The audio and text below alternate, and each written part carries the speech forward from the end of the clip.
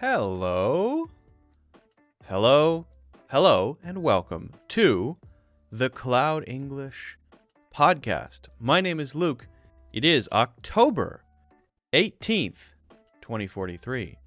It's great to be here. It's great to have you here. Today we're going to be talking about jargon, among other things. Should you learn jargon? Well, what is jargon? When should you learn it? How should you learn it? Plus, we're going to be looking at a scene, a clip from a TV show with an unbelievable amount of jargon to see if we can understand what the heck is going on. We'll also be taking a look at some interesting phrasal verbs. So look forward to that. Again, thank you for joining. If you haven't done so already, don't forget to hit the like button and subscribe if you would like to support the podcast. A simple thing you can do, which makes a big difference. It tells all the algorithms, hey, I like this. Show it to other people, basically. Especially, well, both, yes, both. And comment if you like. Let's see. The weather is getting cold here in the Hudson Valley of New York, which is not necessarily a bad thing. And I realize I need to make a slight adjustment here. Let me do that. Oh, there we go. That's better. If you would like, you can get a free course in the links in the description. You can also get a monthly membership for the yearly membership price. That is in the links in the description. It's 30% off. I think it's 30%. Yeah, 30% off the regular monthly membership price. And there you can access all of the courses on the website. And I have a couple new courses up on Udemy as well.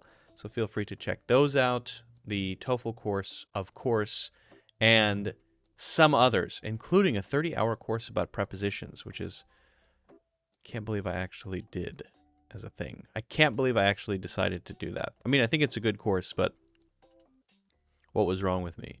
A 30-hour course about prepositions. Insane. If you don't understand all the prepositions after going through that course, I don't know what to tell you. Let's see. Anything else? If you are watching and you would like to listen, you can do that in the links in the description, or you can search Cloud English on any podcast platform, pretty much, as far as I know. Amazon, Apple Podcasts, Spotify. Or if you're listening and you prefer to watch, you can do that on YouTube or Facebook. And you can join live every Friday at about 1 o'clock. And hey, I started at exactly 1 o'clock today, and I'm proud of myself for doing so. I have a tiny little cup of tea here. This tea bag, I honestly don't know how old it is. On the date, it says 1706, so it could be over 300 years old. But it's not bad. Not bad for 300-year-old tea.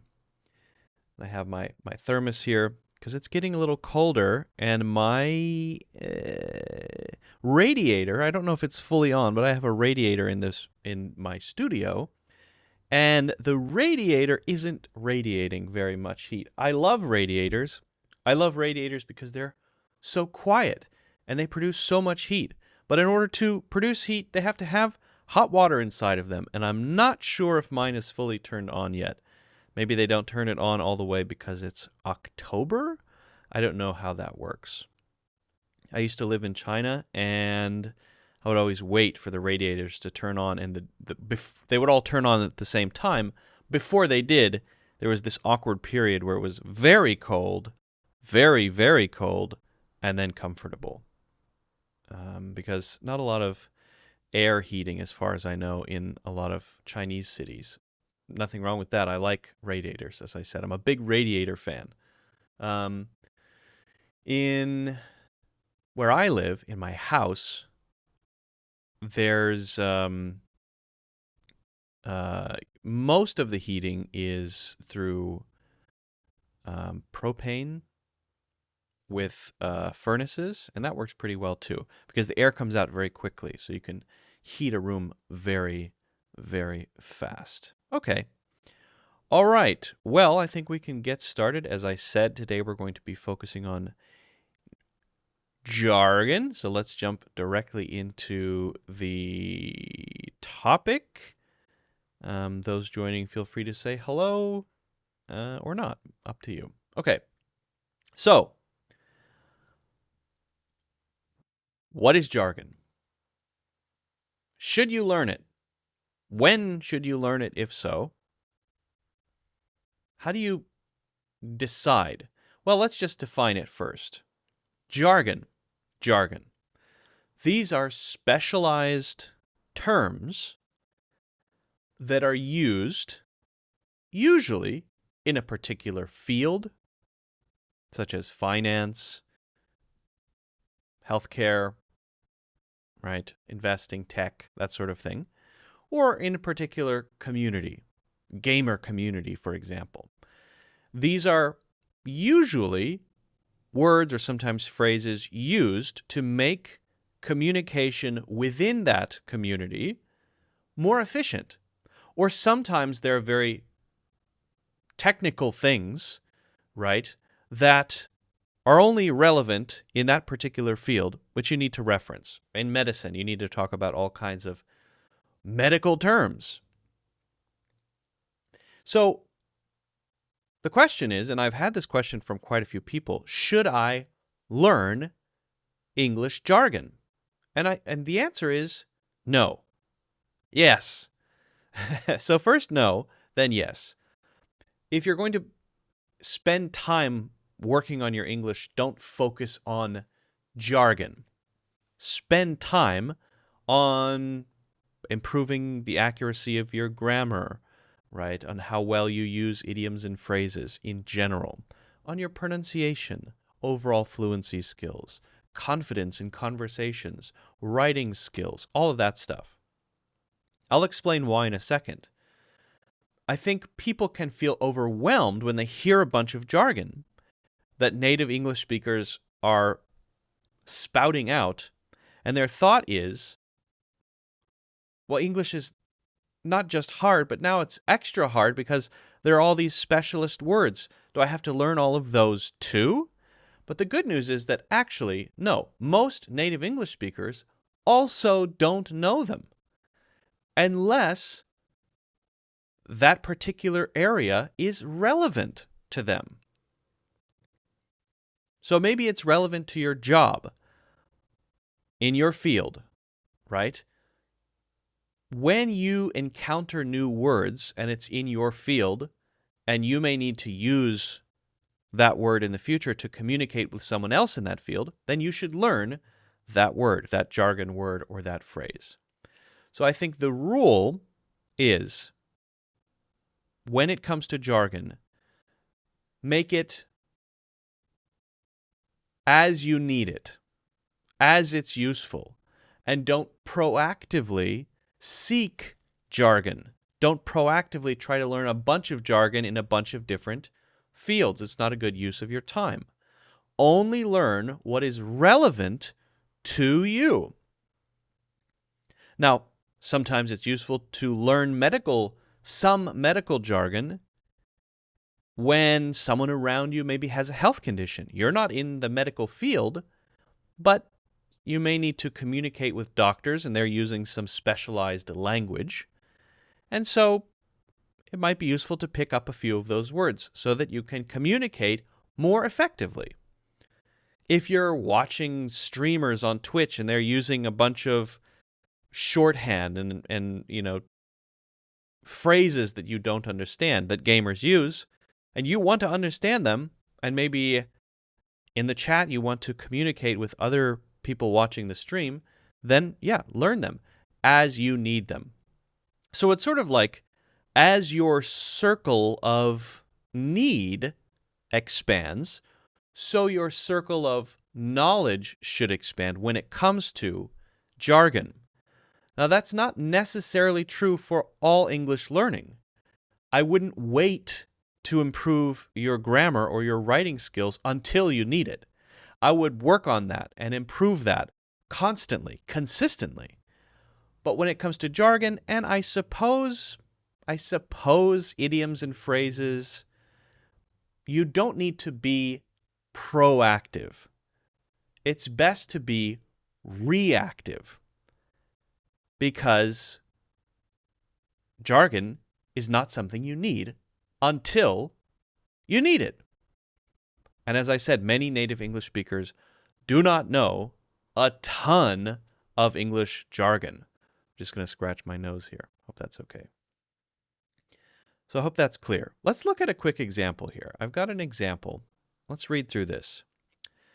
So DevOps teams, I'm going to read through this, are working hard to implement containerized microservers so they can update applications more easily. With the rise of serverless computing, they are shifting towards event-driven architectures which help different parts of a system communicate without delays. At the same time, integrating blockchain technology with LOT devices, I think that's what that is, IoT? I'm not sure, is creating new ways to manage identities securely. Okay, now I want to talk about how to learn jargon. So when I read this, I don't know. I don't understand it. I'm going to scratch my shoulder. I don't know why I'm asking for permission. So what happens is you may see difficult words, difficult language. Why is this here? Get rid of that. And it may overwhelm you because you don't know it. And so you just say, well, I can't understand that. I give up. But what you will realize is, if you look at it for another few seconds, a description like this is still just following the rules of grammar. It's still just regular sentences. It just happens to be that the nouns, especially the nouns, and sometimes nouns and verbs, especially the nouns, are very technical in this case, relevant to maybe engineers, right? And so first, just sort of let that sink in. If I replace the difficult words with simpler words, this would be easy to understand. And so it's not the whole thing that's making it difficult to understand. It's the specific words being used. So DevOps teams are working hard to implement containerized microservers. I don't know. Pizza teams, I don't know what a pizza team is, are working hard to implement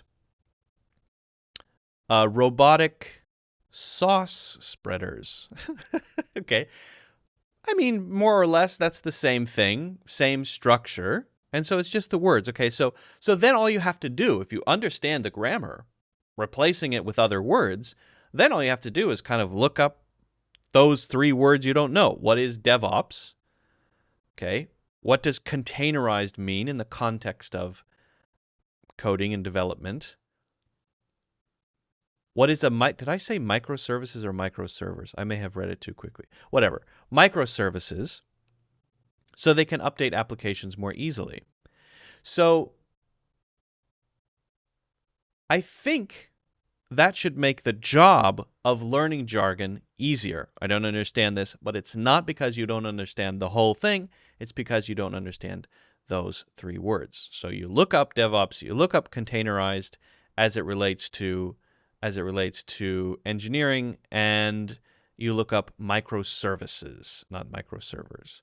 And use ChatGPT. So you copy and paste that section and you say, explain DevOps, containerized, and microservices in the context of this paragraph.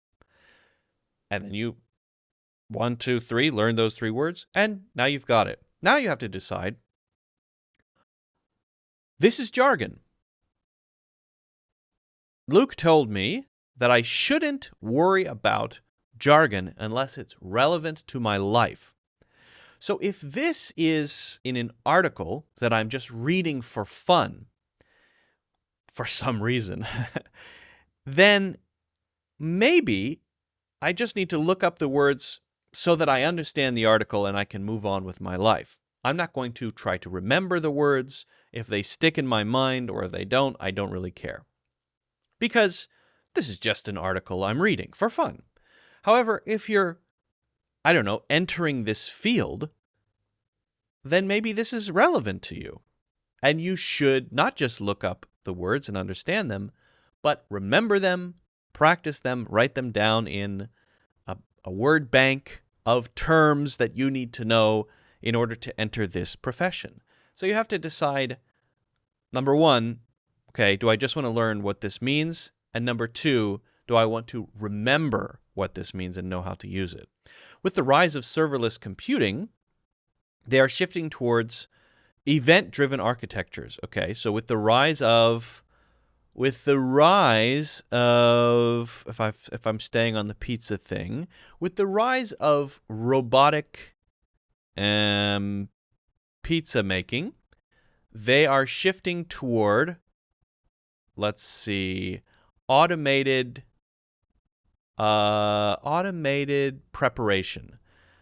More or less, that's the same thing. So then I have to maybe try to understand, okay, what is serverless computing? I think same thing. Put it in ChatGPT. What is serverless computing? And what does event-driven architectures mean? What does that mean? Which help different parts of a system communicate without delays. Now, this is the other part. Maybe I don't have to look it up at all because context clues help me understand it well enough to proceed. When I'm reading an article with a lot of technical language, as long as I kind of understand what's going on, I will often not look up a new word.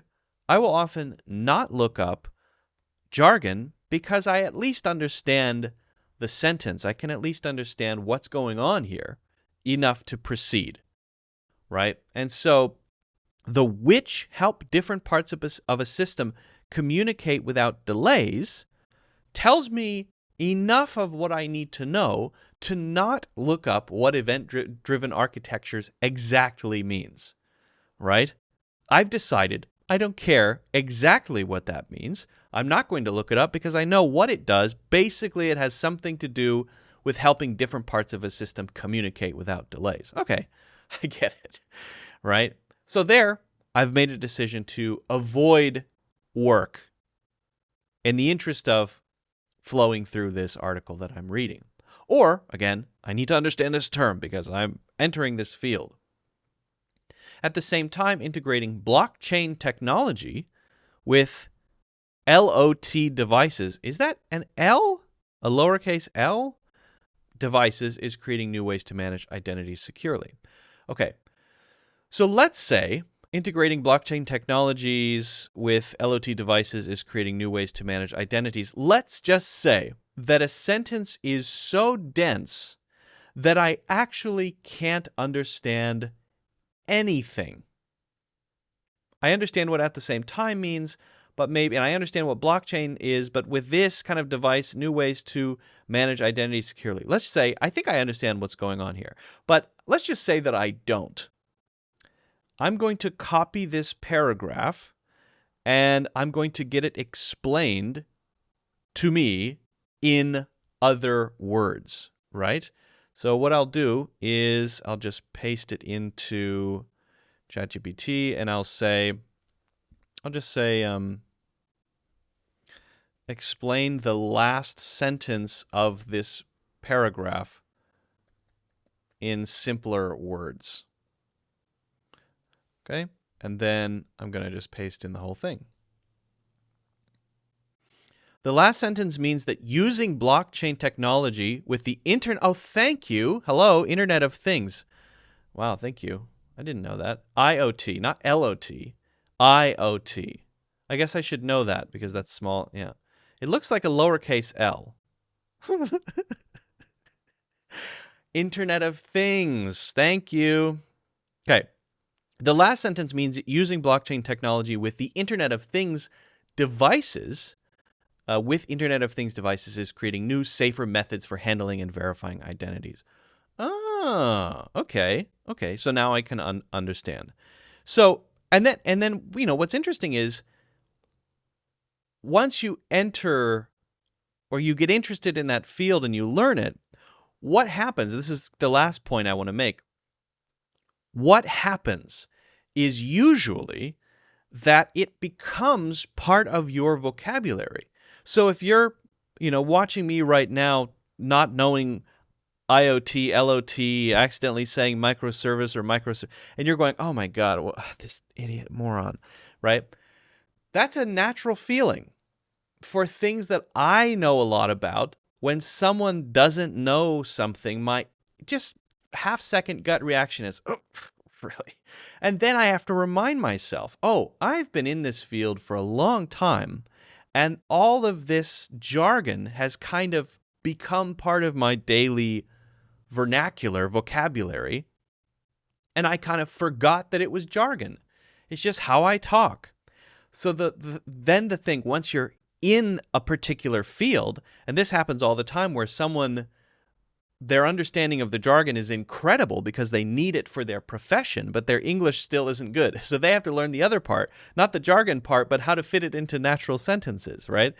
So what you also have to remember is when you're then talking to the regular person on the street, do what I do when I'm generally explaining things to a non-native English speaker. Filter out things that you think they might not know. So, instead of writing IoT in an email, write Internet of Things, then parentheses IoT, and then in the future, when you mention it again, use IoT. And I can refer back to Internet of Things. Now I know. So you have to kind of filter yourself a little bit. The risk is that you come at people with a bunch of technical jargon. They don't know what you're talking about, but they're afraid to say that they don't, and so they just nod their head, and then no communication has happened. So it's important then to understand your audience. You always have to know who you're talking to when you're writing an email, when you're sending a text, when you are in a conversation. If you're at a conference and everyone at the conference is in your field, you're probably safe to just say whatever, that in your field.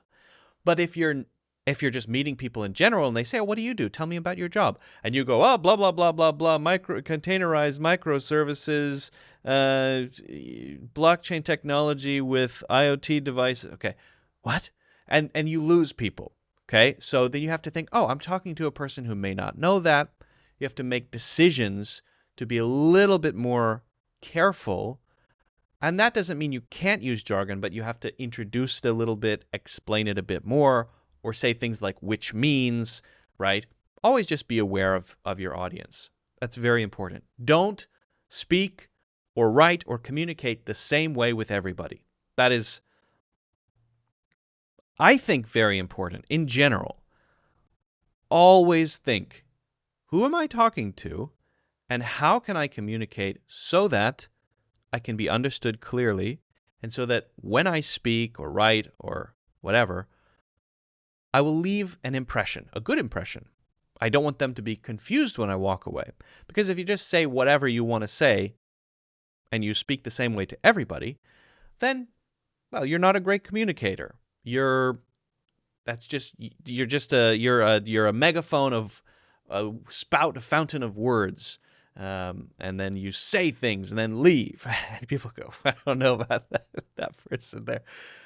Interesting. I liked his the parrot on his shoulder, but didn't understand anything that he said. So, just to recap, I recommend learning jargon vocabulary on an as-needed basis. Don't necessarily memorize every jargon term you encounter if you don't need it, because it's okay not to know it. If you do need it, then learn it. ChatGPT is a great tool for that, or whatever, Claude, Google Gemini, whatever you like to use. But remember where you came from. Remember the rest of us. Remember that we won't know, including native English speakers, what these terms are, and we may not care either. And so you have to become a good communicator, aware of your audience. Okay? So that's just a few things when it comes to jargon. If you haven't done so already, don't forget to hit the like button and subscribe. Get a free course in the links in the description. And 30% off the yearly membership, but paid monthly. I think it's a pretty good deal. All right, Amar is here. Mary McCain is here. Hello. And Waverton Lucena is here. Lucena, am I saying that correctly? Amar says, I like to say it as Jargon. I don't know why. Are you Swedish?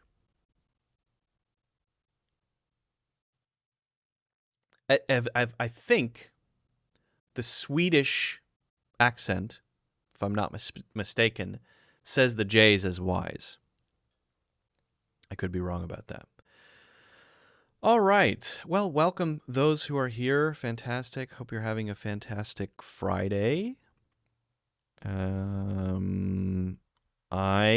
am, I think, although I haven't really done that much this Friday. But after this, I think I'm going to go to an indoor park thing with my son. I think that's the plan. I'm not quite sure, actually. And I'm also shopping for a bread maker. Amar says, I'm an Arab. Well, congratulations. That's great.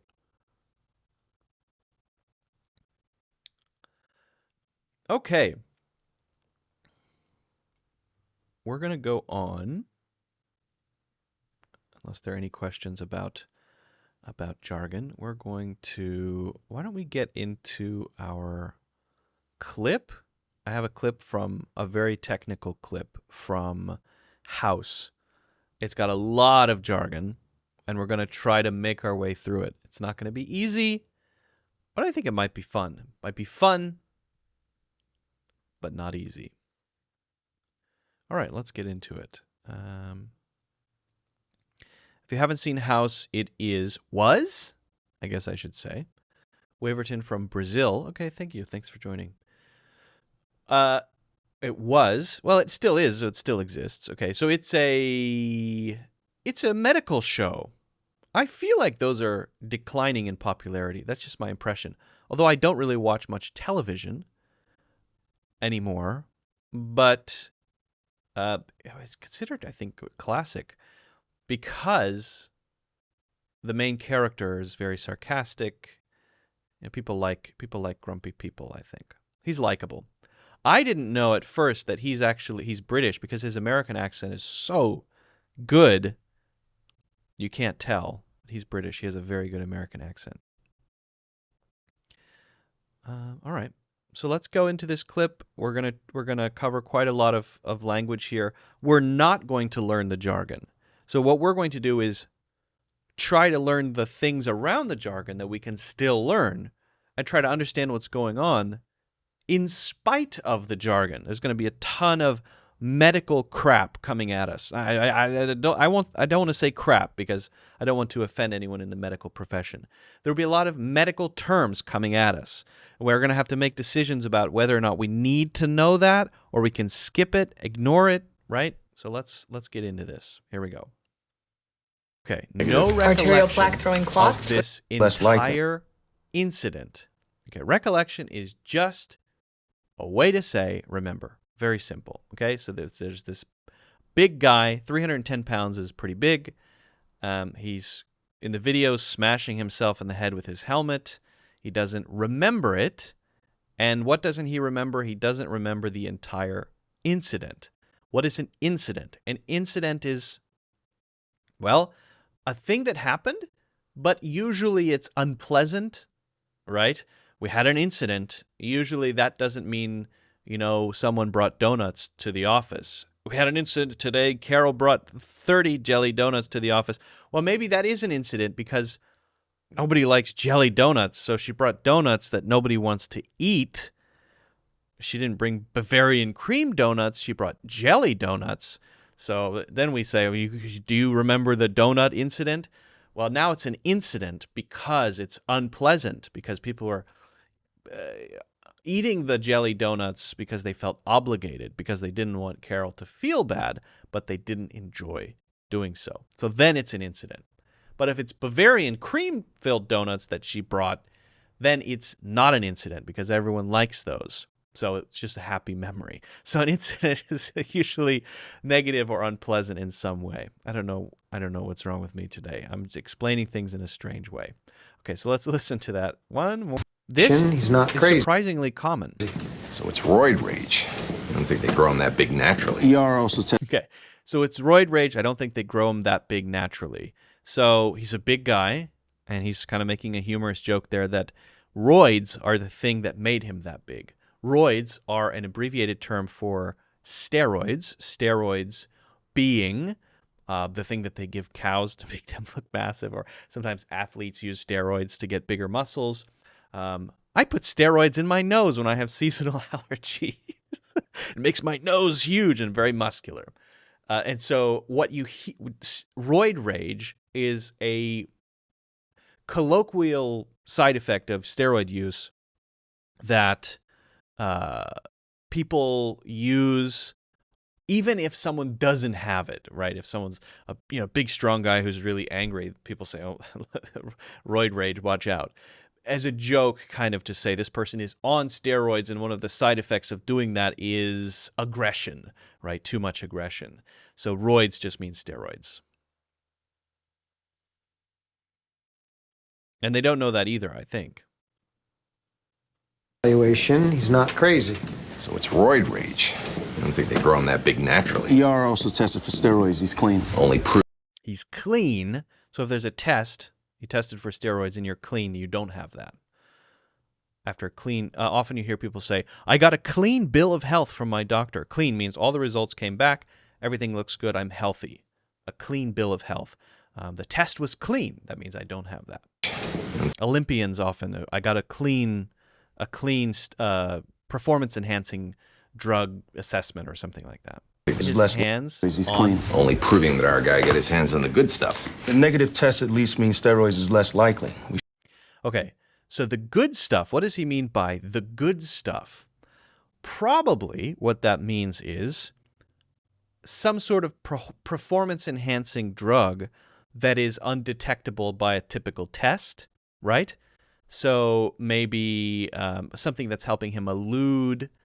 He's just speculating. They're just guessing here. They don't know what's going on, so they're just throwing out possibilities. Steroids? No. He got a clean steroid test, meaning there were no steroids. So the test was negative, a negative test. Right? He then says a negative test just means it's less likely, meaning that he may have got his hands on the good stuff. Colloquially, the good stuff would be, this is the good stuff, expensive coffee, Kopi Luwak coffee right from Indonesia or something. The good stuff. Anything that is way better than another, maybe we'll say is the good stuff, especially if it's something we consume, like a food, or it could be drugs as well, right? If someone who, I don't know, does drugs, they get something that's better than what they usually get, they say, this is the good stuff. But people use it for ordinary things too, like coffee or wine or, I don't know, a steak sandwich or something like that. Let's listen to that part again. He injects his sore ankles with lidocaine every game. Lidocaine is just a numbing agent. It's an anesthetic. I think a light anesthetic for pain relief. So if he's putting that into his ankles, he's saying, why would he be against injecting steroids into himself if he's willing to inject lidocaine into his ankles? Why? He injects his sore ankles with lidocaine every game. You think he's above injecting steroids? I think lidocaine is mostly what dentists use to numb your gums when you go in. Kopi Luwak it's fine. It tastes okay. I don't like how it's produced, though. That's my problem with it. But as far as taste goes, Kopi Luwak is not the worst. His sore ankles with lidocaine every game. You think he's above injecting steroids? Repeated. He's above injecting steroids? If you're above something, that basically means you think you're too good for that, right? Oh, no, I'm not willing to clean the toilet. I'm above that. Or your boss saying, hey, everyone has to clean the bathroom, right? You think you're above that? You mean you think you're too good for that? Or you've been here for longer than everyone else, so you think you don't have to do that? No, I'm not above it. I'll do that. I'm willing to do that. If you're willing to get your hands dirty, then you're not above it. So basically he's saying, listen, if he's willing to inject an anesthetic into his ankles, lidocaine, after every game because he has sore ankles, why would he be above or think he's too good to, or think he's, not willing to inject steroids into himself? He's still kind of questioning the steroid thing, whether or not he's using steroids kind of secretly or trying to avoid detection. No, he's not. Maybe he's not above it because he's willing to inject one thing. Why not another, basically? Oops, let me go back here. Why do I keep doing that? Hold on. Somehow your GNRH got elevated. Well, somehow your GNRH got elevated. This will help get it back down. This will help get it back down. This will help get it back down. They're really, when they speak, they're speaking with a very sort of mushed together, connected speech way. This will help get it back down. This will help get it back down. Mom, I swear. Who's gonna draft you, Daryl? You're stupid enough to try that stuff, especially the week you know you're getting tested. Okay. Who's going to draft you, Daryl? So that's his mother. He's denying. They're basically saying, hey, are you getting the good stuff? Are you using performance-enhancing steroids? No, I swear. I swear means I promise that I'm not, right? He's saying, you're saying this, but it's not. That's not it. I'm not using steroids. His mother maybe doesn't believe him. She's upset because she's concerned if he gets caught using steroids, he will not be drafted, which means he's a probably high school football player who will probably he's a college football player because the draft usually is from university level to pro. So maybe there are people watching and testing, scouts, people who are looking at who to draft, meaning who to bring into the team from the college level to the pro level. So you probably have heard, the NBA draft, the NFL draft. This is a process for selecting new players, usually out of college, into the pro level, joining pro teams. So if he gets caught using steroids, then who's going to draft him? Nobody. And his mother is obviously... People use, did I miss the memo, when they encounter suddenly a situation where they seem to have missed an important thing that other people may know. So this is a reference to when memos used to be used. I guess there are still, email announcements from companies, but it used to be back in the day in an office place. You'd have a physical piece of paper delivered to your desk letting you know something important. We fired Carol because she brought only jelly donuts or whatever it is, and now we're looking for you. So if you know any sort of thing that's relevant to everybody is passed along in a memo. Now, we don't often use the term memo anymore for that because the word email has replaced it. Did everyone get the email? Right? So the company sends out emails, mass emails to all employees or specific teams, and you won't say, did you get the memo now? You'll say, did you get the email? Did everybody see the email? Did everyone read it? Do you understand it? Do you have any questions? And yet, the word memo has not died in the language, even though the original usage maybe doesn't really exist that much anymore. And that's because, largely, of this expression, did I miss the memo? So if you missed the memo, you were out having a coffee break, and then your window was open, and when you got back to your desk, it had blown away, or a pigeon had stolen it, and you didn't get the memo. So we'll say, I guess I didn't get the memo. I wasn't told the thing that everyone else was told.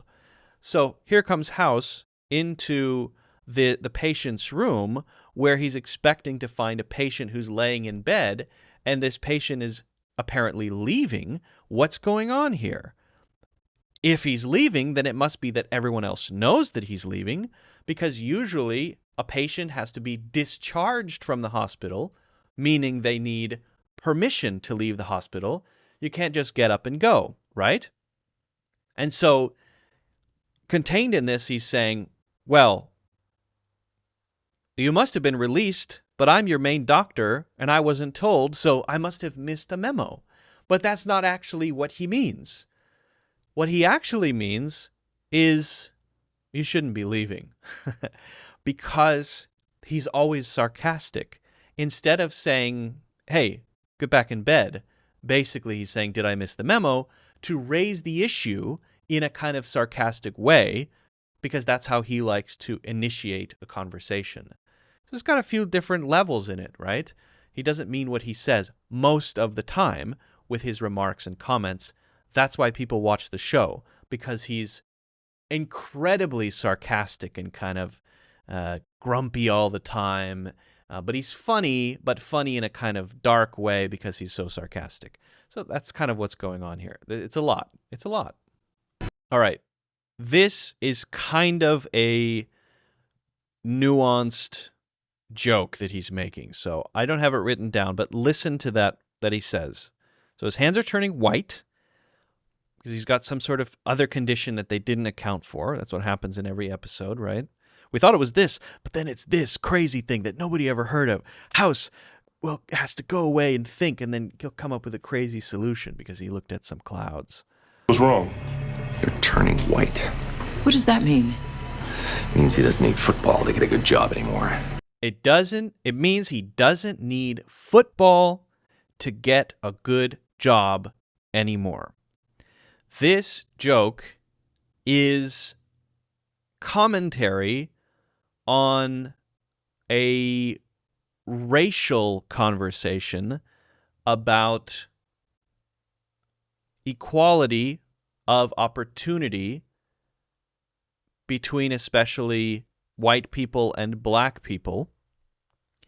So he's saying if he turns white completely, it's a very kind of strange joke, a dark joke, but he's saying if he completely turns white, then he won't need football to get a good job, suggesting that there are a lot of black or African American athletes who play football or play sports and are very good and then succeed as a result of that because maybe they struggle to have opportunities elsewhere because of their race, right? So it's kind of raising the question of equality of opportunity between races, right? It's kind of an equity question.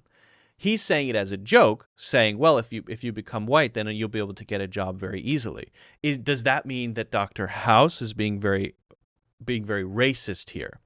I don't think so. I think he's making the joke that raises the question about it, right? About how easy is it for a black person to get X job as opposed to a white person, and are the opportunities fair? That's just raising that as a thing that is generally true, that a lot of people, debate and discuss and talk about, that is, a common social question and issue, right? So I don't think it's commentary on it one way or the other. I think it's just mentioning it, referencing it with a kind of sarcastic, slightly dark joke. Dark meaning sort of there's a sort of a negative spin on it. But I think that's what's going on here. Which is a crazy thing to say if you think about it. Someone's experiencing a terrifying moment. My hands are changing color, right? And the doctor who's telling me this is not. It makes a joke immediately instead of explaining what's going on. I don't think I would appreciate. Ace that treadmill test. So he aced the treadmill test again, referring back to he took this test on a treadmill where they're trying to raise his heart rate. His heart rate never passed 150. Which is fast, but if you're running on a treadmill, maybe not so fast, which means he's in incredible shape. So he aced the test. He did very well on the test. What about Takayasu's arteritis? A lymphoma's a better fit. What about Takayasu's something something? And then he's saying lymphoma, which is a type of cancer. We should remove his spleen. Bold move to skip straight to surgery. We should remove his spleen. That's one of the organs that people often get removed, or it can be removed. And he says, bold move, bold move. I didn't write that one down, but I suppose I should. Let me write that one down. I'm gonna edit this here. Bold move, bold move, bold move. So a bold move is something that maybe is audacious, could be a good thing, but could be careless. It could be rushed. It could be maybe reckless, right? You just doing something with confidence without really carefully considering it. You just remove his spleen before you really know what's going on. You're going to start removing organs from his body. A spleen is it's a pretty big thing in your body. To just rip it out when you think something is going on is definitely a bold move. He's saying, that might be a little bit extreme. Negative. Arterial plaque. So he's saying, hey, look, my hands aren't white anymore. I'm getting better. They've started treating him. He's packing up his stuff. He's saying his team doctor cleared him. Meaning, yeah, you can. If you're cleared to do something, that means you have permission to do something. So that's different than saying a clear test. We talked about a test that's clear before, a test for steroids. It's clear. This is a little different. If you're cleared to do something, you have permission to do that. You're able to do it because someone has approved you to do that, when not everyone is, right? Are you cleared to talk about this?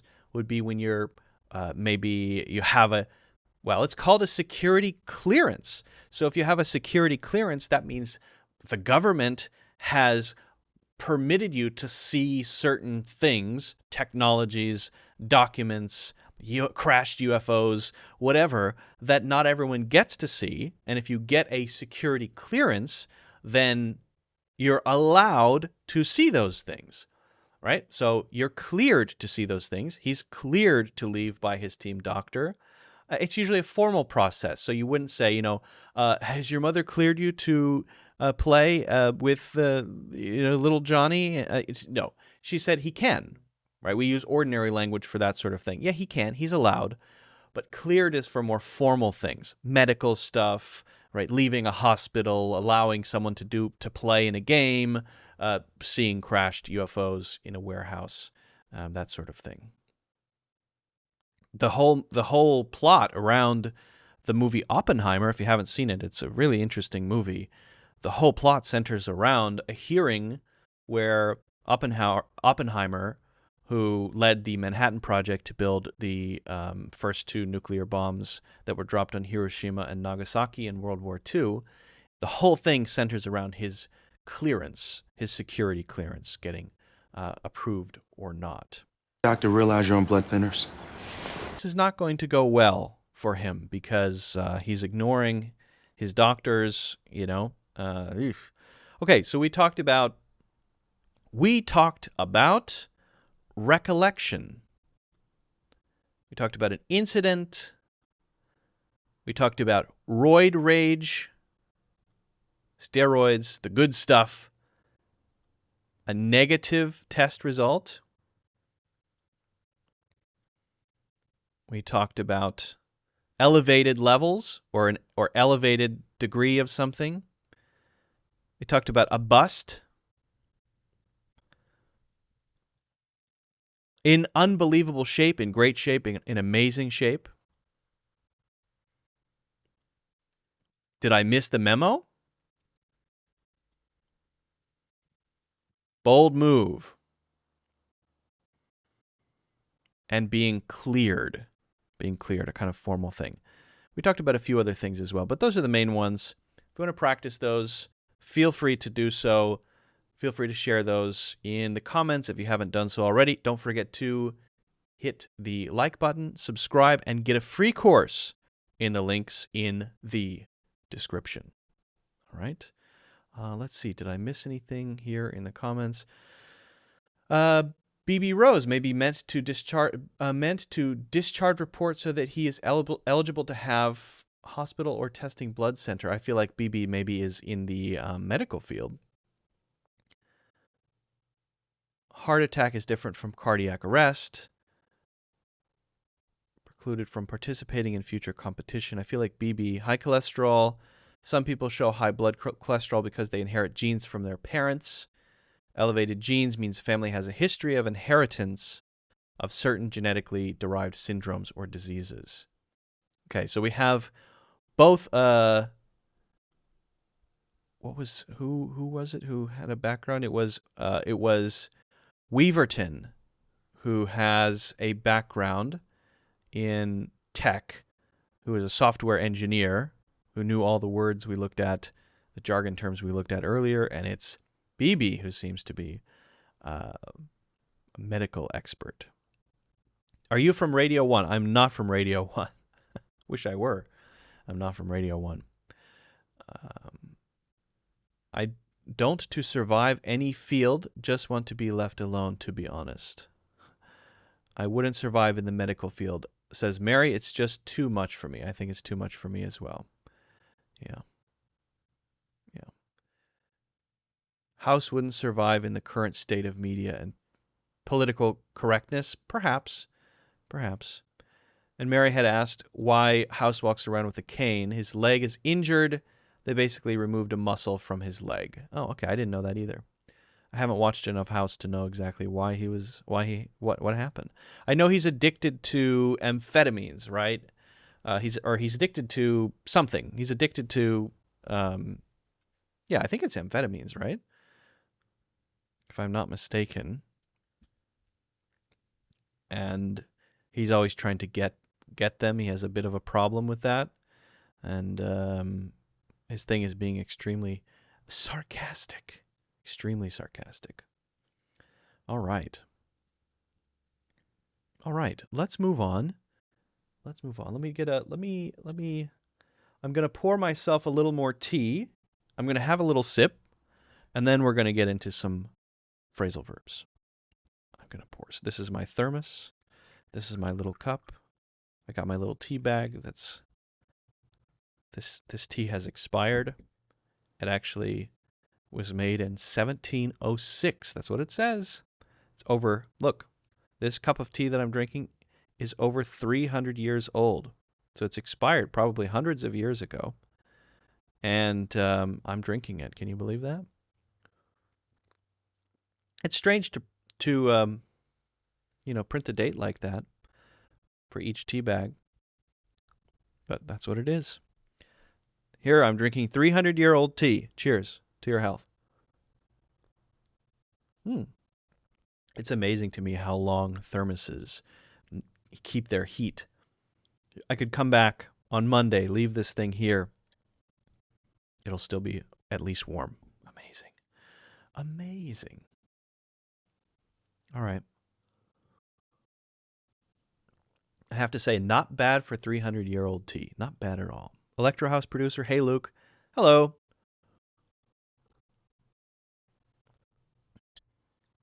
Wow. All right. By the way, I posted I'm just going to shout out my own video here. If you haven't seen it already, feel free to check it out. I made a video about Notebook LM. So Notebook LM is a platform experiment created by Google, and it is basically a kind of ChatGPT, not quite as good as ChatGPT. I mean, not as good, not as intuitive or natural, but ChatGPT-ish, plus this very cool concept of notebooks. And so you take a bunch of stuff that you're learning and you kind of dump it into a notebook. And then the AI assistant can help you find information, sort stuff, interact with it. So check out the video if you're interested. Not now, obviously, but later. Feel free to check that out. I think it's a pretty good one. I'm gonna be, for a little while, I'm gonna be focusing on reviews, and so in the for the near future, I'm not sure about long term. For the near future, don't expect videos from me about, I don't know, idioms, phrases, grammar explanations, things like that. I'm going to be doing more stuff about interesting new tools, reviewing things. That's kind of what I'm going to be focusing on for the near future for videos. But so that's what the podcast is for, to talk about just the English stuff, right? Answering questions and talking about idioms and phrases and grammar and, tips and suggestions and more Englishy stuff. That's kind of what I'm doing. So if you want that kind of thing from me, then the podcast is the way to go. Mary McCain says there's a saying which goes, why kill people when you can use sarcasm? Yeah. I like that. I like to use sarcasm as a test for how much attention people are paying to me, right? So if I can find a way to say something that could be interpreted two ways, and the person I'm talking to interprets it in this way, but the what I really want to say is this way, so they're engaging with the surface of it, and that's fine, but then either that means they're not really deeply really trying to understand or pay attention, or something else. And if they engage with this layer, then I feel like, oh, this is my person. I can really talk to this person. I like this person. All right. Oh, did I not show? Yeah, there we go. Okay, let's get into our Phrasal verbs. We're going to do phrasal verbs for time management. We're going to do 6 phrasal verbs. We're going to do this not with the Blackboard today. We're going to do it the ChatGPT way. That's how we can kind of read the examples and I can kind of talk through it. We'll do it that way. I think that I actually like doing it this way. You might think, hey, you're just reading ChatGPT. That's true. Yeah. This is what English teachers do in the future. They just read ChatGPT for you. And it's like your audiobook. But I just think I just admit, right? For this sort of thing, the examples that ChatGPT can provide are just as good as the ones I could come up with. And so let's just use it. And I can provide extra context. I can kind of talk through it, give personal experience and add nuance to it. And I don't know. I think we're still figuring out what the role of an English teacher is in the future. I think in 5 years, one-to-one English teachers either won't exist or will be like, someone's still operating an elevator, pushing the buttons for you. And people will generally, I think still there will be teachers who teach things to many people, especially in a classroom, right? There you're talking to an audience, and so there's more dynamic involved, right? I think that people also, for whatever reason, like to hear things from other people, like to hear other people explain things from their imperfect point of view, and that's almost the thing that. Okay, will you in the future mostly watch content creators who are just AIs, or will you still watch people? I believe that I will probably, everyone will probably, most of us will probably still watch people, even though the AIs are just as good, if not better.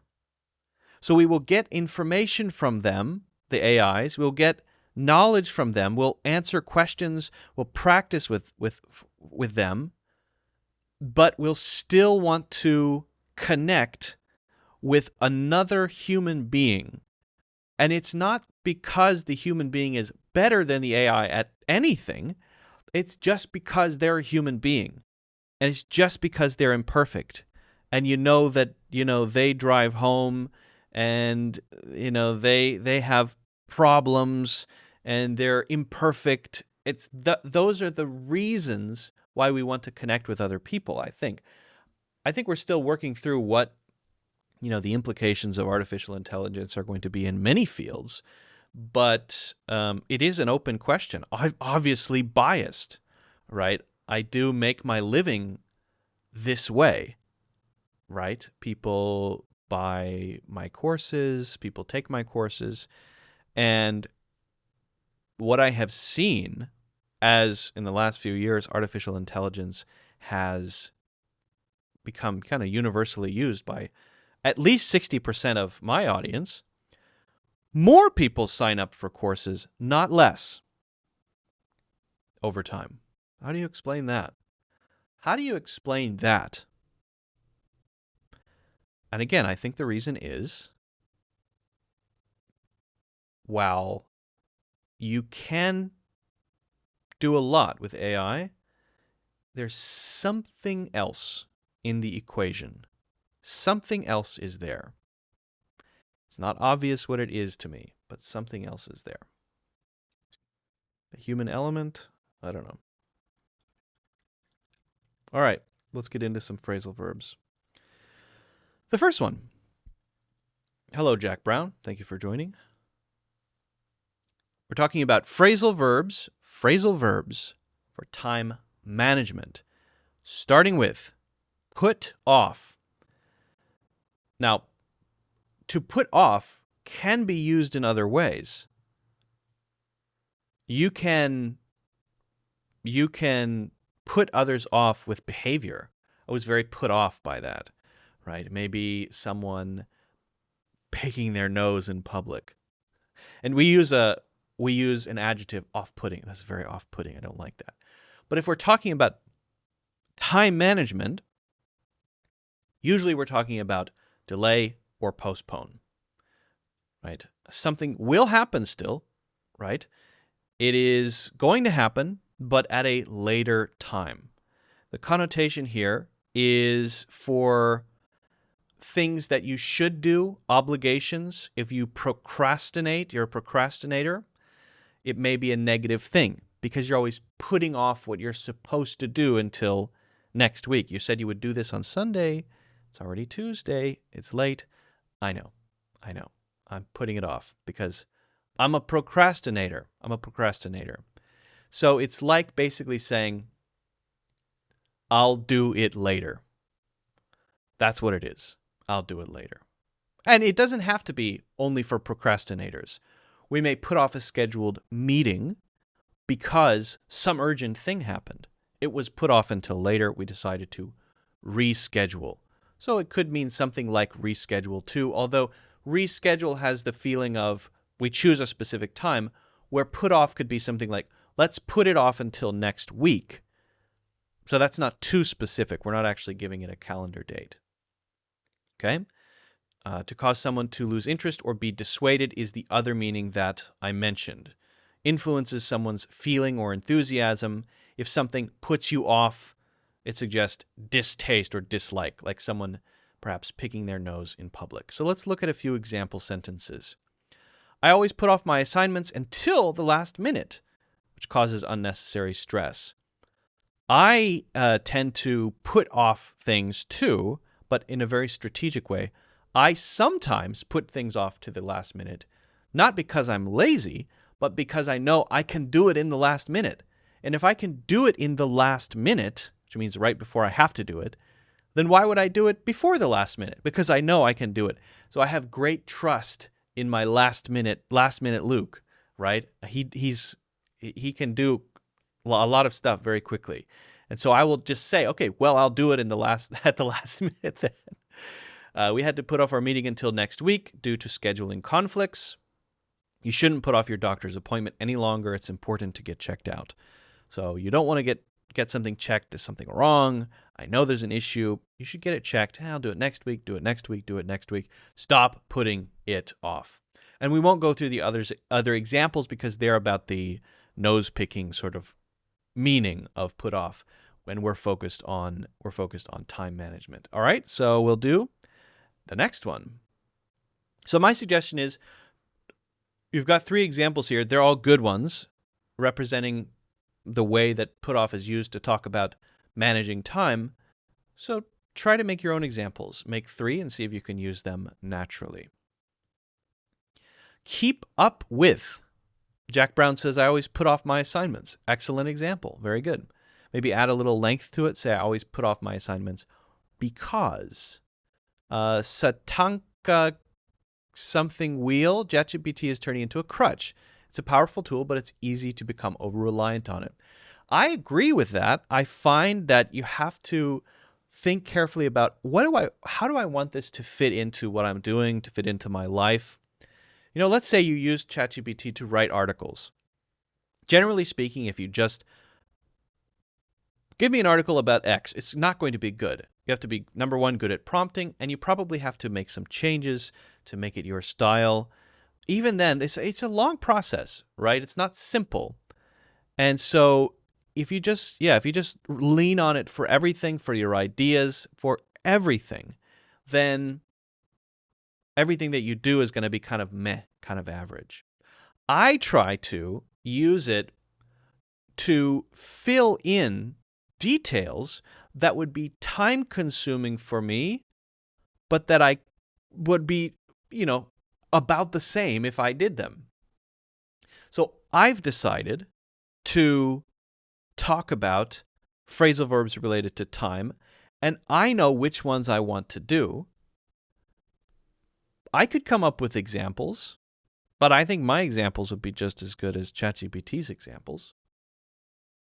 So that's kind of how I think about it. Find the gaps where it can save you time when what you would do is about the same level as ChatGPT doing them, right? And where it's not the same level, then you should do it, right? And you should be the one, I think, initiating, coming up with the ideas, curating your output. I think that's a good way to think about it. Keep up with. Okay, so a common meaning of keep up with is when you're behind. Others are ahead of you physically, running ahead of you, right? Or in terms of work, way ahead of you. Because maybe you took 3 days off or you were on vacation, and now everybody's done a bunch of stuff and you have to catch up because you haven't kept up. So to keep up means to stay at the same level as others, right? But it could be physical or it could be time related. And it could also be about knowing what's going on. News, things like that. So to stay informed about something is about staying aware of the latest news, trends, or developments. So are you keeping up with what's happening in the election? No. If someone asked me that question, hey, are you keeping up with what's happening in the election? The election is in 1 month. I would say, not really. No. So the news is happening and I'm behind.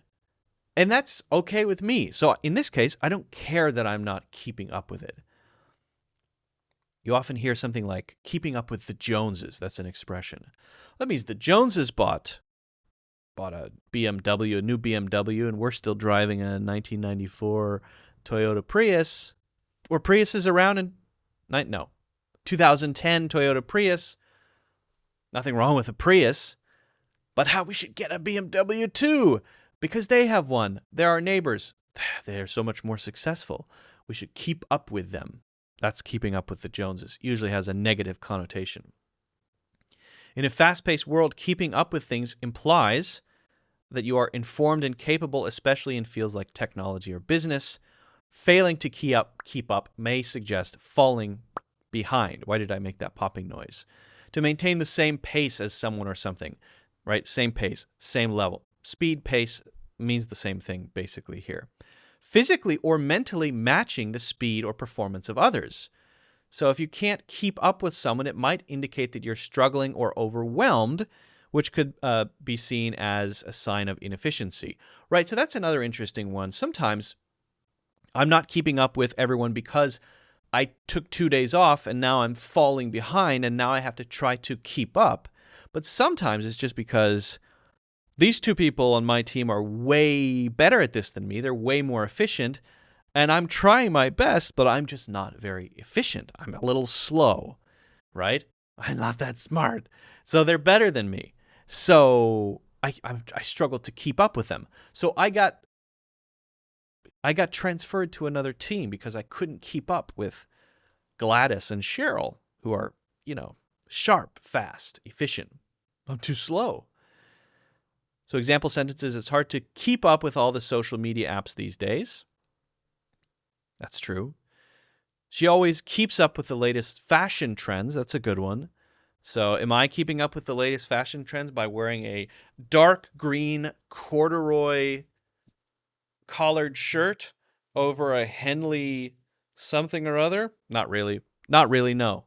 I don't really keep up with fashion trends. If I did, I wouldn't be wearing this. If you want to succeed in this industry, you have to keep up with the market changes. Absolutely. Example sentences for meaning 2. I jog every day, but I can never keep up with my friend. He's much faster. So that's the physical meaning, right? Just a better runner, way ahead. So it's hard to keep up. And someone running will often say, hey, keep up, almost to tease them for not keeping up. The company is growing so quickly that it's hard to keep up with the demand. People want it. I think that would be what? NVIDIA, right? NVIDIA, the reason their stock price has gone through the roof is that now suddenly everyone wants their most advanced chips and they're not able to produce them as fast as the demand. So the demand is there and they're trying to keep up with the demand, which they're having trouble doing because there's so much demand. It's tough to keep up with my workload now that we're short-staffed. There are fewer people, so it's hard to do everything that I'm supposed to do. I'm always falling behind. So keep up and fall behind are similar. So actually exact opposites would be catch up and fall behind, because catch up is when I am behind and I go faster so that I am at the same level or pace and now I'm keeping up, right? But keep up is kind of like you're there. You're at the same pace. Catch up, keep up, fall behind. They're all in the same kind of family of meanings. All right, hopefully we understand that. Make some examples, not nest, but next. Okay, we've got 6 of these we're going to look at here. To break down. Now this one has a lot of different meanings. We're going to be looking at, let's see, which one is our, wait a second. Which one is, oh, okay. Number 2 is going to be our time one, but let's see if the examples are time related, because this has many different meanings. A lot of phrasal verbs have many different meanings. Broke down tiers. Let's break down the project into smaller, manageable. Yeah. Oh, okay. Yes. Let's try this again.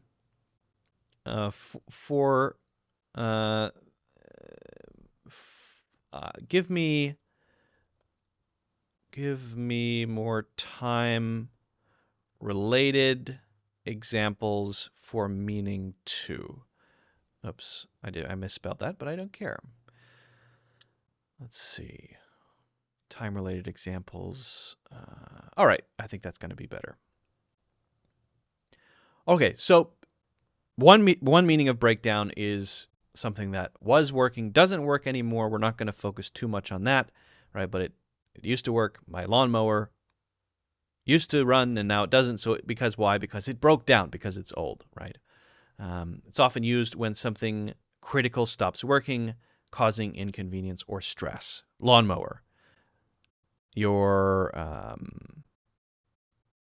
washing machine, air conditioner, the maybe supply chain. Yeah, during COVID, there was breakdowns in the supply chain. So it could be for all kinds of things.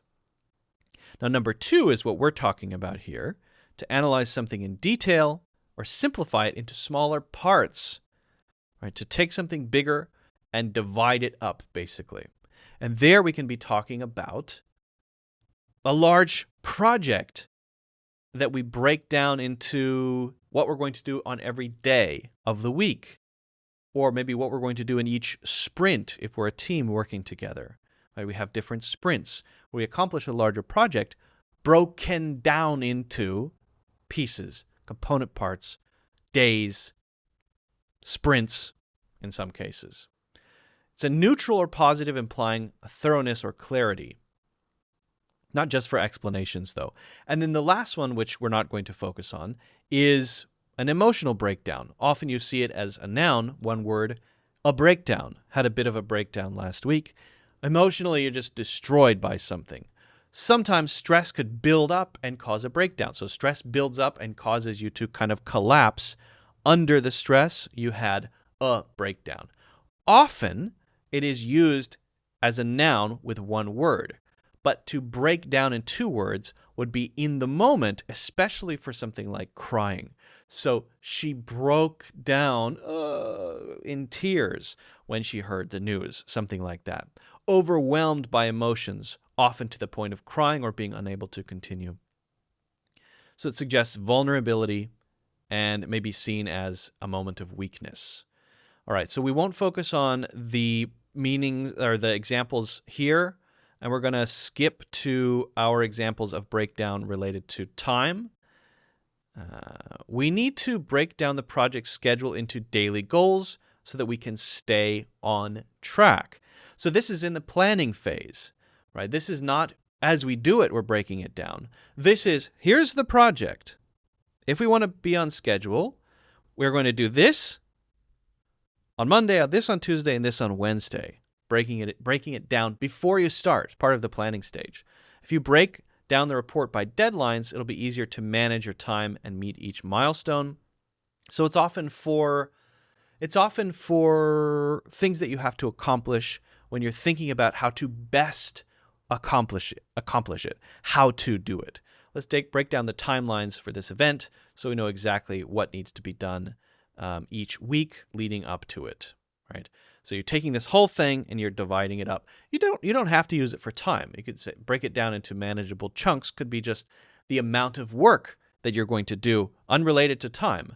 Let's break this down into individual projects so that we can finish one thing or do two things at the same time with two different teams, something like that. All right? Moving on. Moving right along. And please do give me feedback on, whether you like this way of doing phrasal verbs, because, it's for some people and not for others. I personally kind of like it because I feel like it's kind of like me and the machine doing it together. We talked about catching up when we were falling behind, so it's kind of the opposite thing. It can be used, again, for many things. Maybe we missed work. Maybe we had an injury. Maybe we weren't paying attention or we weren't focused on something. Maybe we spent too much time on one thing and now we need to work extra hard, right? Maybe we had a projection about where we should be, what we should have accomplished by this time, and we didn't do that, and so we have to work extra hard. Whatever it is, usually we're catching up. If someone is in school and they didn't perform well, they feel like their classmates are always ahead of them, then they'll say something like, I always felt like I was trying to catch up. That's different than saying keep up a bit. Keep up is when you're at the same pace, but catch up is you're always behind, and you're never at the same level or pace as other people.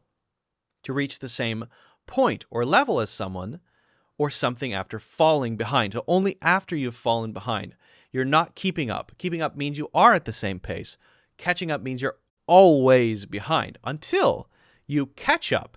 Then once you catch up, then you're at the same level, right? Now you keep up. So we got fall behind, catch up, keep up, and wait, okay, we've got fall behind, catch up, keep up, and fall behind, catch up, keep up. But once you do catch up, then you're there at that level, right? But If you're always catching up, then you're on the way, if that makes sense. I think I said it correctly. Anyway, this is used when you've fallen behind on progress, work, information, and it could be for a serious thing, or, you're watching a Netflix show all your friends have seen, you haven't seen it yet, and you're catching up so that you can have a conversation with them. It can imply that you're trying to make up for lost effort. If someone needs to catch up, it may suggest poor time management, but not necessarily. It could be priorities. I'm catching up on Ancient Apocalypse on Netflix because my friend really likes it and I want to have a conversation about it. Not because I have poor time management, but because I just want to engage with my friend on that topic. To reconnect with someone after a long period of time not seeing them, this is not one we're really focused on, but it is also very common. And if you think about it, it does kind of mean the same thing, because we haven't seen each other in several years or several months. And when we catch up, we meet for a coffee, we talk on the phone, and we say what has been going on since we last had a conversation, right? So we catch up. Now we're not keeping up, but now we know what's going on in each other's lives. It's positive and implies a desire to reconnect. So example sentences: I missed a few days of work, so now I need to catch up on my emails. That's a great example. I have nothing else to say there. She spent the weekend catching up on all the tasks she'd been putting off. After being out of the office for a week, it took me a while to catch up on everything. And then Mary says it'd be great to do illustrations along the way. Let's try that. Can you do a 16 by 9 image of example 1 of meaning 1? Let's see if we can get an example image of that. I don't do that always just because it's a little, it can be a little time consuming to iterate through images, but we can certainly try it.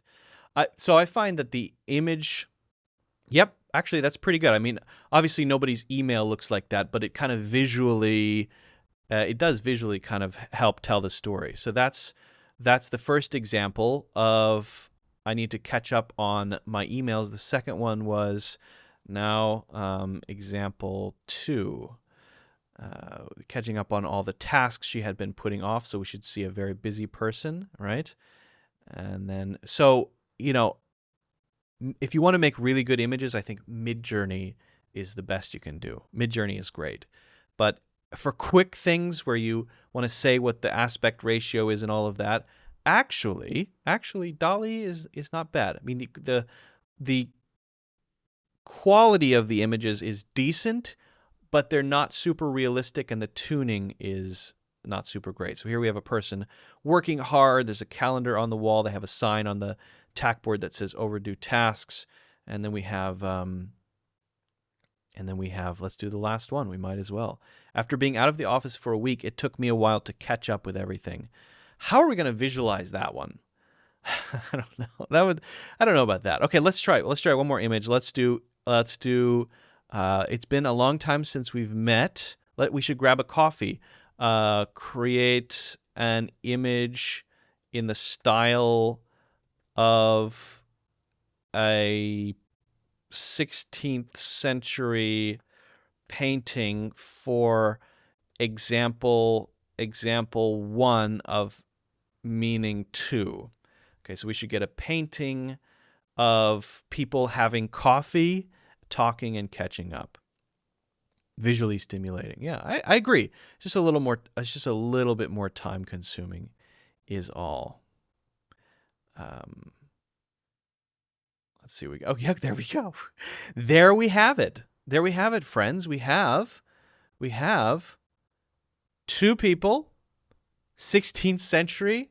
Looks like they've got some coffee in a little goblet here by the fire, catching up. Beautiful. I like the idea of integrating a few images, maybe not for every single one, as that would be a bit time consuming, but a few. All right. I said we're going to do 6. We're going to do 4. We're only going to do 1 more. Okay. Let's do the next phrasal verb. We're only going to do 4 today. All right. Take up. To start or begin doing a new activity or habit. This refers to adopting something new, like a hobby or a skill. To occupy, this is the one we're focused on, space or time. This refers to something using physical space or consuming time. So, to take up a new hobby, very simple. I'm taking up skiing. I'm taking up dancing. I'm taking up whatever. I'm taking up too much of your time. I'm so sorry. So this is often used as an apology to someone when you feel like you're annoying them because you're asking too many questions or whatever, right? You're taking up too much time. Or maybe you're taking an exam, no connection there. You're taking an exam and you have 40 minutes. You spend the first 20 minutes on the first section, but there's 6 sections. So now you have very little time to do the remaining sections because the first section took up time. Too much time. So something can take up time. You can take up other people's time. Other people can take up your time, right? You can also say things take time, but that's just the amount of time that passes. The difference between take time and take up time is that take time is purely duration, whereas taking up time is, let's say, filling a fixed amount of time, right? If you take up time, it suggests that I have this much time available, and you've taken up this much of this much. And that might be a bad thing because I have a lot of work to do. Or if I only have 40 minutes to finish this exam, that's a really bad thing because I have this much more to do, right? And very little time to do it. So there's usually a whole amount of time. It may not always be stated exactly, right? If someone says, I feel like I'm taking up too much of your time, I'm so sorry, then it's not really defined. It's not that I have an hourglass on my desk, and when you come into my office, I flip it over and say, what do you want? Right? But it's kind of that feeling, even though the amount of time is not exactly stated. Okay. So that's the meaning we want. It can have a neutral or slightly negative connotation depending on whether what is taken up is seen as useful or wasteful. So for meaning 2, the new furniture takes up too much space. We're not talking about that one. You can take up space too. It does. Same thing. It's taking up space, taking up time. Same thing. This project is going to take up a lot of my time over the next few weeks, suggesting I have a finite amount of time, and this project is going to consume a large amount of that, just like a sofa is going to consume a large amount of my living room, right? This project is going to consume a lot of my available time. You can think of it in the same, they're the same, right? It's just, there's a limited thing, here's the space, here's the time, here's the living room, and there's this thing, which is filling a certain amount of it. The meeting took up the entire afternoon, leaving no time for other tasks. Don't you hate when that happens? Right? You need to get your work done, but there's a meeting, and the meeting is 2 hours long, but work ends at 5:30, and it's 2.5 hours long. Now I only have an hour and a half to do basically 4 hours of work. Unbelievable. So to take up time in that way, think of it like occupying space, and that's the difference between take up and just take time, which is, again, just about the amount. It took 20 minutes. Has nothing to do with filling a space, basically. So hopefully that's clear. Let's see if we can do create an image in 16 by 9. 16 by 9 basically is an aspect ratio, which means wider than it is tall. For meaning 2, example 2 and 3. And I'm going to change this to create images. If this were instant, though, that would be so cool. Then I could add it to the prompt, and then when it generates it, it automatically creates the image. Maybe, hold on a second. Maybe I can, because then if I have it in the prompt, Mary McCain is giving me ideas here. Let me think about this, because I also really like creating prompts. If I add the image prompt into the original instructions, then I can say create images in this style for only the relevant examples in the theme of time. And then it will do that maybe it will do that at the end, so that by the time I get to them, they'll already be there. This might work. Mary McCain, thank you so much. I don't know. I don't really like this. This is not very good. Okay, so what is that saying? Okay, this one works, I guess. It's, people are busy. There's a clock on the wall. All right, that one's not too bad. Yeah, okay, the guy's looking at his watch there. He's thinking, I got to go. I got to get some work done here. But the first one, for the example of this project is going to take up a lot of my time over the next few weeks. I don't know. I guess that's okay. All right. So we've covered, I think, some useful phrasal verbs. Hopefully, you make your own examples. Try it out yourself. You really want to master these because they have multiple meanings. I know we didn't talk about all of the examples for all the meanings, but I would encourage you to explore all the meanings and examples. We also looked at some interesting language from House. We talked about jargon. We've looked at a lot of things. We've talked about a lot of things. It's been fun. Hopefully it's been enjoyable. If you enjoyed it, don't forget to hit the like button and subscribe. If you didn't enjoy it, then hit the like button and subscribe anyway, or the dislike button and subscribe. Either way, subscribe. As long as you subscribe, that's okay. If you want to get 30% off on the monthly membership, paying the yearly membership price for the monthly membership, you can do that in the links in the description. Some new courses on Udemy. Feel free to check those out, including a TOEFL course and a course on English prepositions that I recorded during COVID, which is it's a long course. It's 30 hours long, but I think an interesting journey. Let's see, what else? If you're listening and you want to watch, you can join live every Friday at about 1 p.m. Eastern Standard Time. If you're watching and you'd like to listen, you can find the links in the links in the description. Find the links in the description. And you can also just search Cloud English. That works too. All right? So check out the courses. Grab a free course. Links in the description. Thank you for watching. Have a fantastic rest of your week, and I will see you in the next one.